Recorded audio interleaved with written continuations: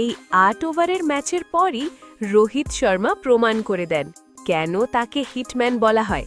২০২২ সালে ভারত বনাম অস্ট্রেলিয়া টি-20 সিরিজের দ্বিতীয় ম্যাচের কথা। বৃষ্টির কারণে ম্যাচটি ছোট করে ৮ ওভারের করা হয়। ভারত টস জিতে প্রথমে বোলিং করার সিদ্ধান্ত নেয়।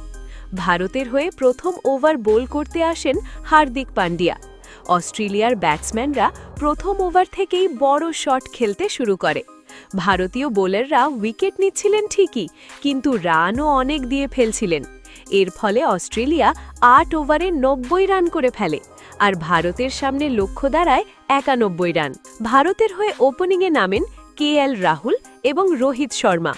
রোহিত শর্মা শুরু থেকেই অস্ট্রেলিয়ান বোলারদের উপর আধিপত্য দেখাতে থাকেন। প্রথম ওভারের তৃতীয় বলেই তিনি একটি বড় শট মারেন, আর ঠিক পরের বলে আর একটা বিশাল শট।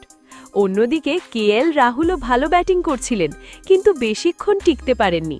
অ্যাডাম জাম্পার গুগলিতে তিনি ফেসে যান, কিন্তু রোহিত শর্মার খেলায় উইকেট পড়ার কোনো প্রভাব পড়েনি।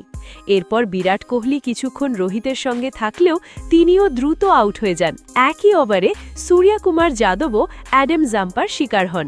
একজনের পর একজন উইকেট পড়তে থাকলেও কেউই রোহিত শর্মার সঙ্গে লড়াই চালিয়ে যেতে পারছিল না। তাই রোহিত শর্মাই একা দায়িত্ব নেন এবং ম্যাচকে শেষ ওভার পর্যন্ত নিয়ে যান।